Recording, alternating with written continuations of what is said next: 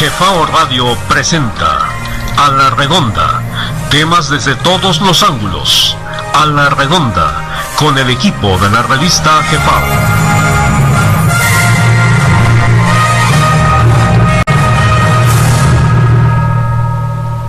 El tema de los egipcios, muy rápidamente, estamos hablando que hay datos donde los hicsos llegan a Egipto y fundan una de las dinastías y dominan más o menos 100 años.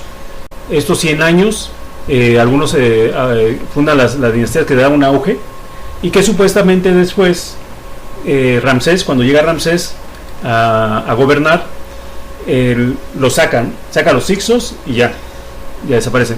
¿Por qué menciono a los hicsos? Porque tenemos datos en donde se comprueba que los hicsos son de origen americano, o son de origen de Anáhuac, y que llevaron, ellos que introducen a Egipto, es la época del bronce, la era del bronce.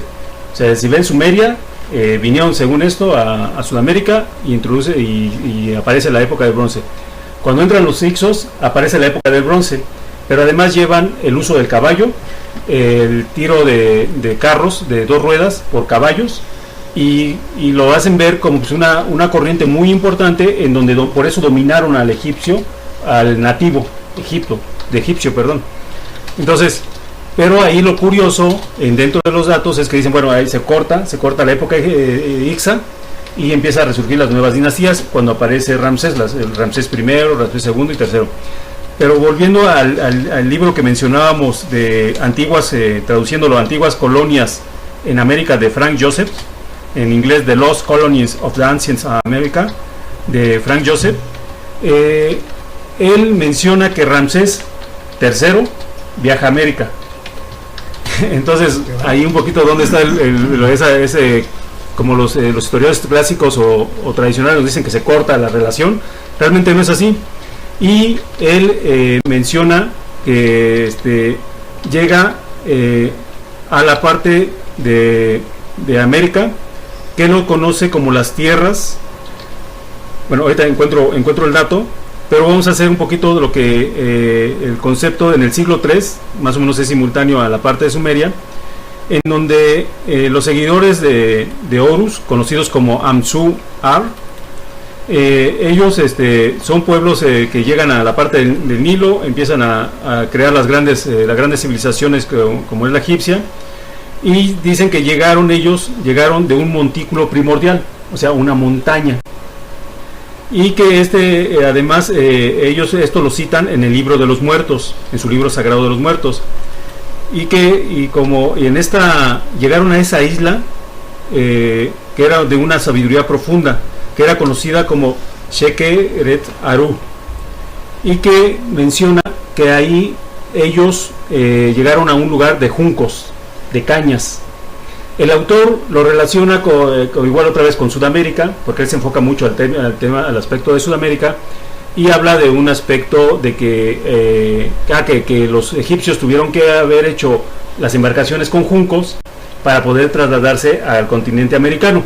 Pero como yo le decía al principio de nuestra charla, que no podemos interpretar la historia de esa manera, ¿no?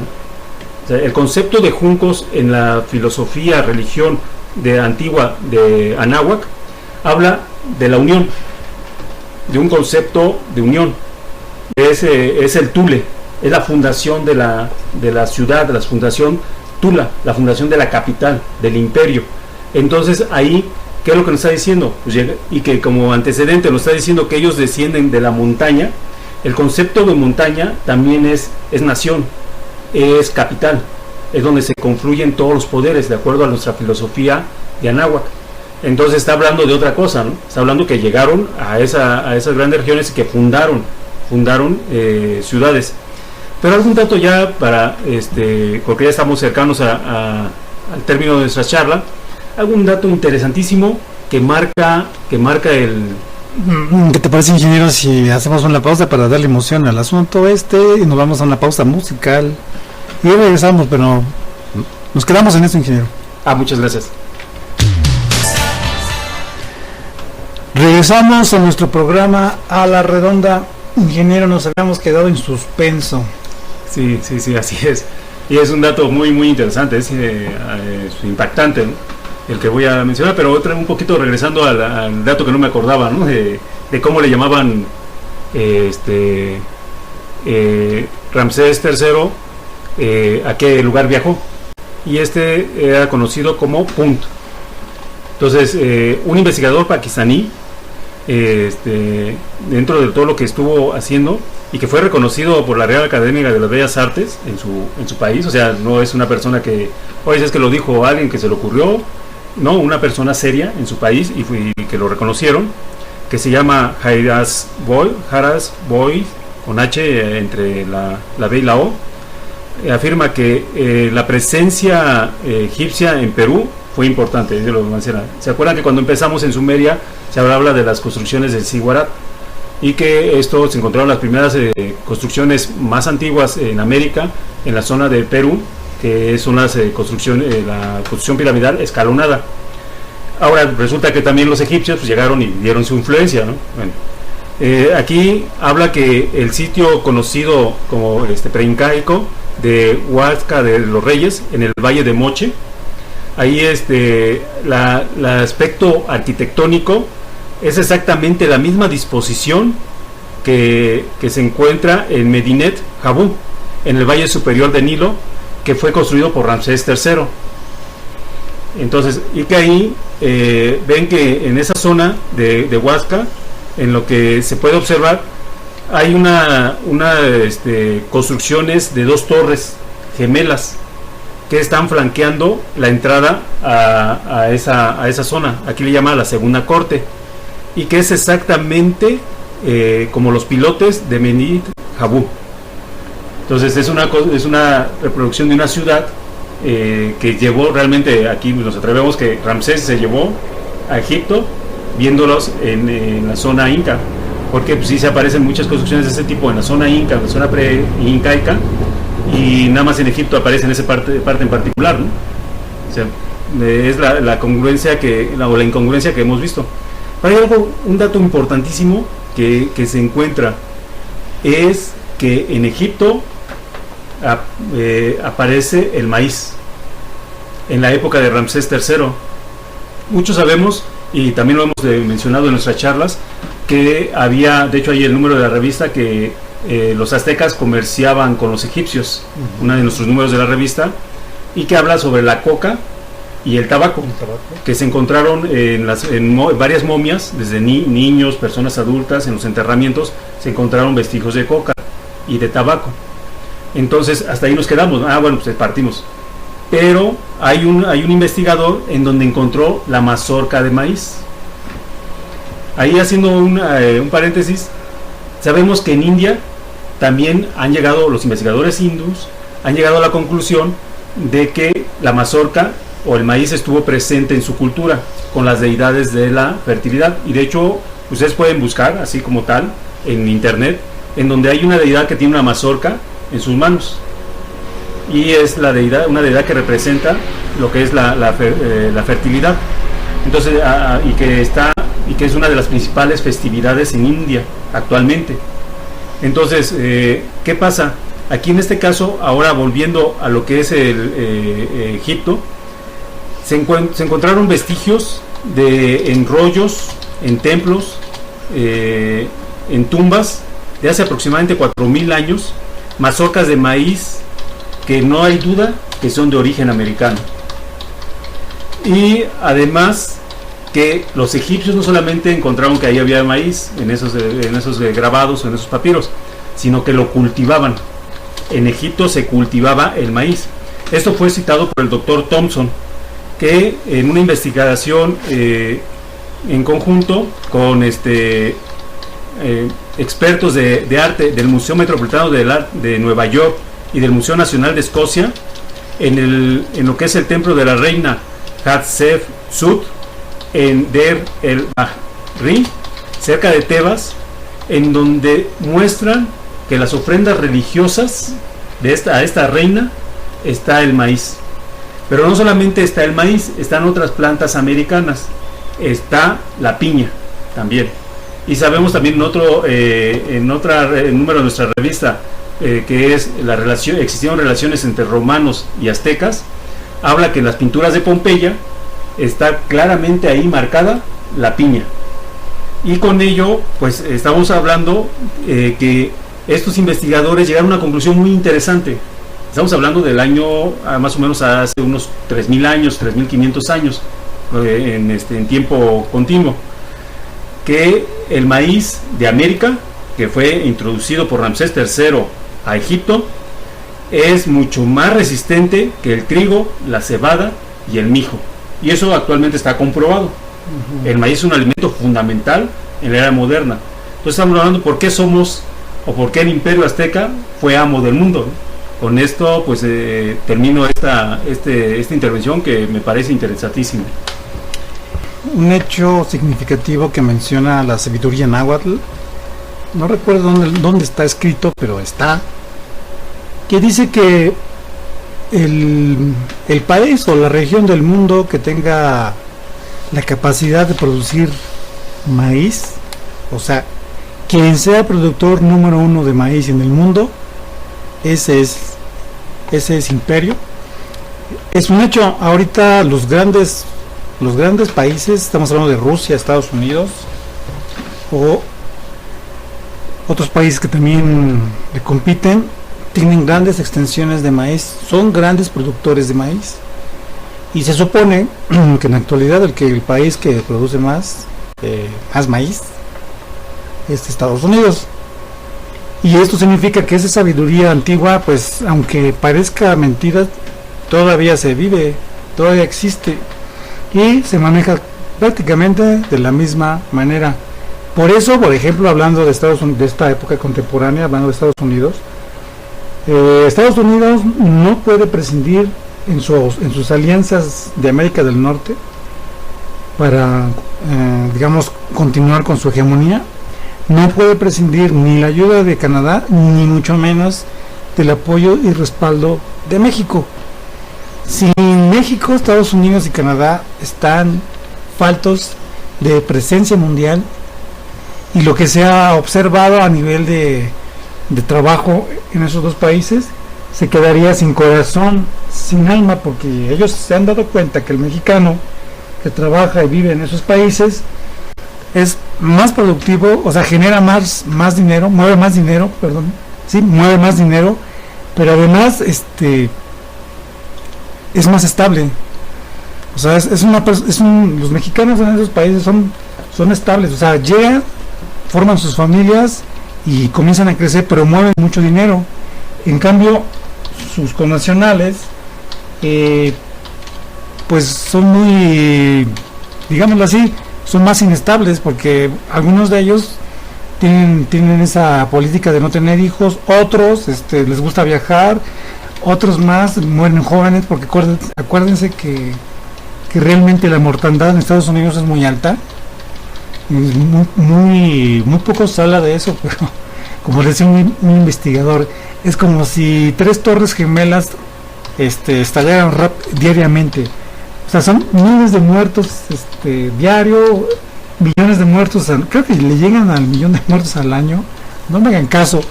El caso que son muchos miles de fallecidos en Estados Unidos. Si dicen que Siria es peligroso, pues también Estados Unidos, porque muere mucha gente por muerte violenta, por enfermedades, etcétera, etcétera, etcétera.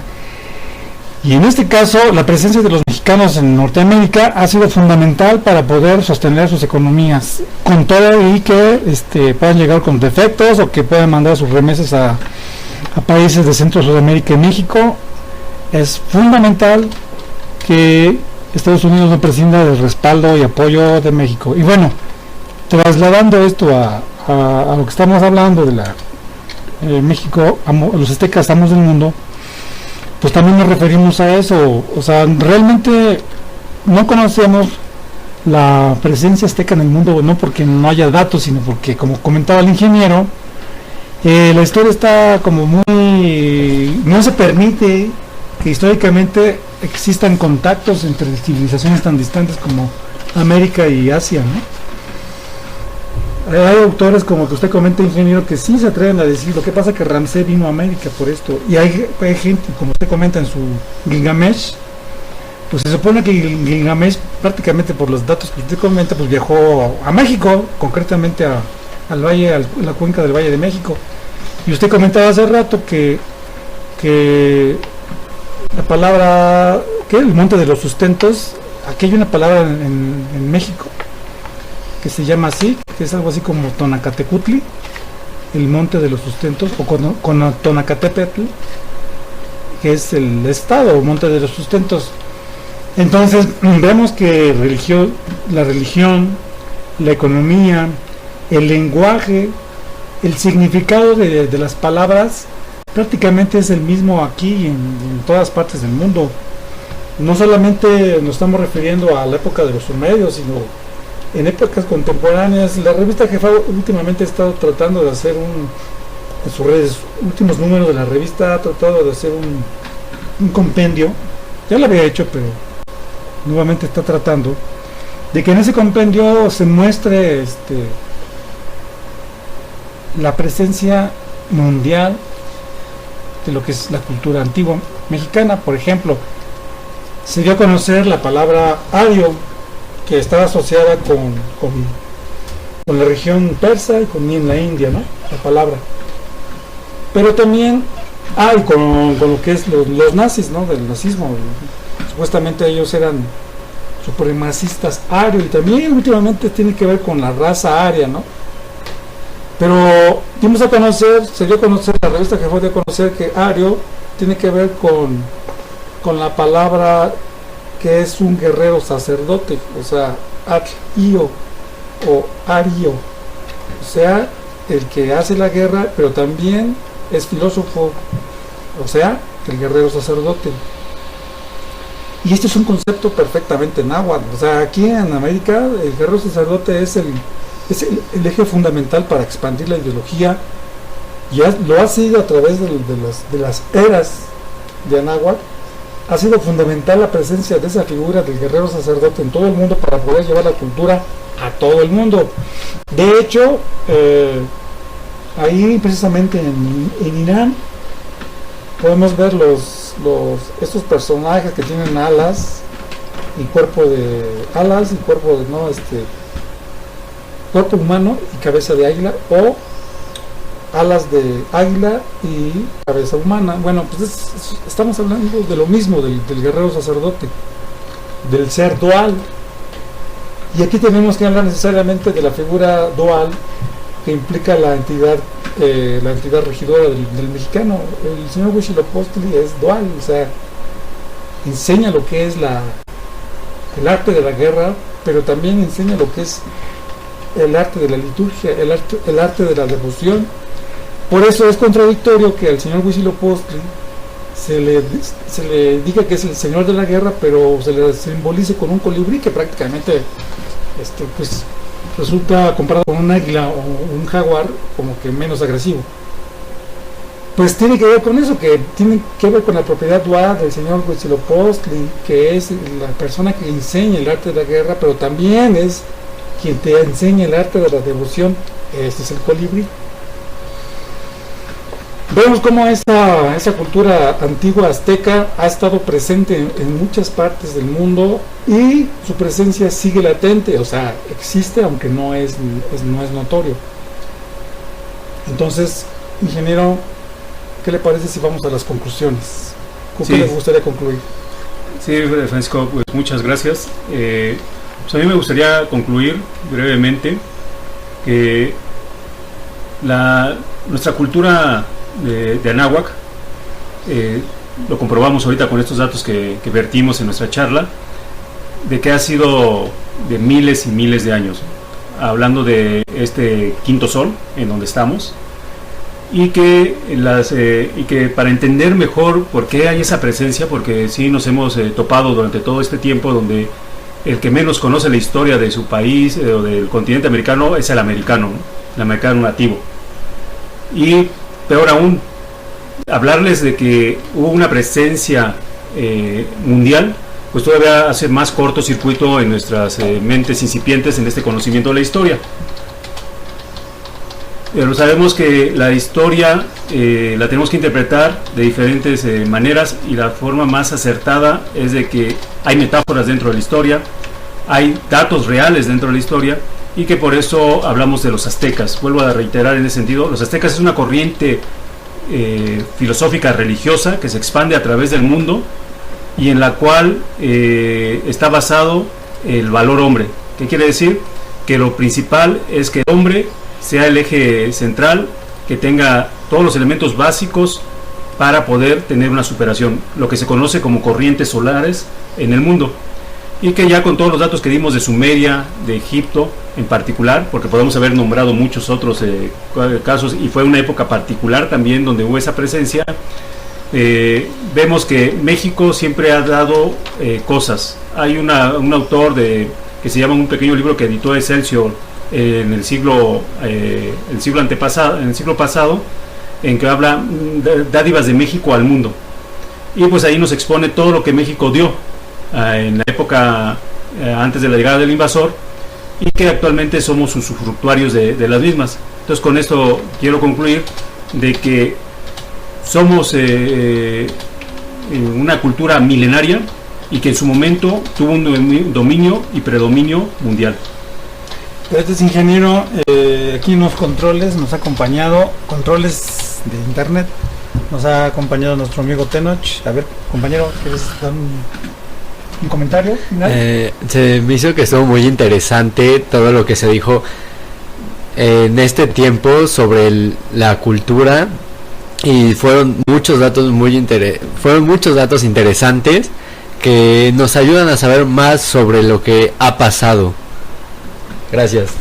Muchas gracias, amigo. Y por mi parte, mi conclusión es que, como dijo el señor Huitzilopochtli, todavía falta lo más esplendoroso, que porque a quienes tienen que atrapar no están allá, sino están aquí, codo con codo, dice él, los atraparéis.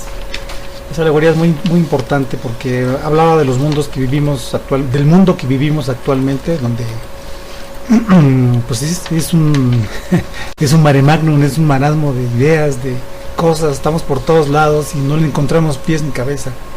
Pero como dice el ingeniero Saucedo, si tan solo considerábamos que lo más importante de todo el mundo en relación a que la oportunidad que tiene el mundo para salir adelante, precisamente somos nosotros, el humano. No hay otra criatura que vaya a sacar esta civilización adelante más que nosotros. Por eso, como comentaba el ingeniero, el valor hombre es fundamental.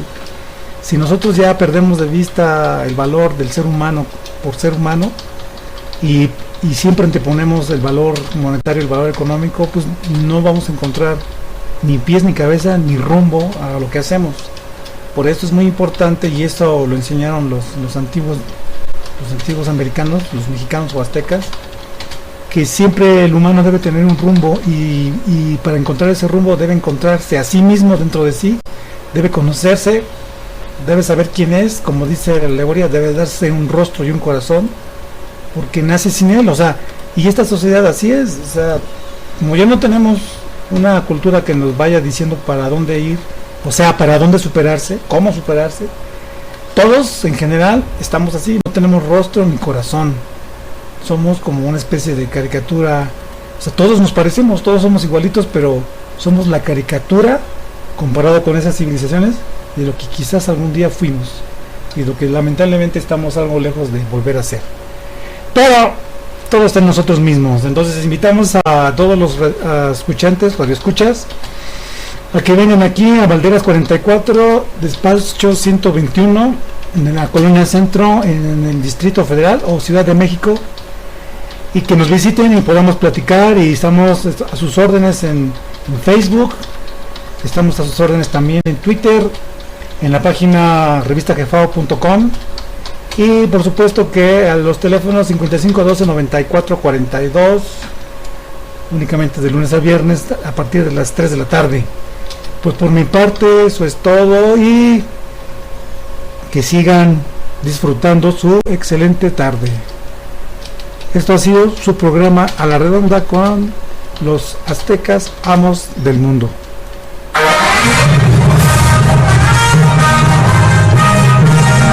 Jefao Radio presenta A la Redonda, temas desde todos los ángulos. A la Redonda, con el equipo de la revista Jefao.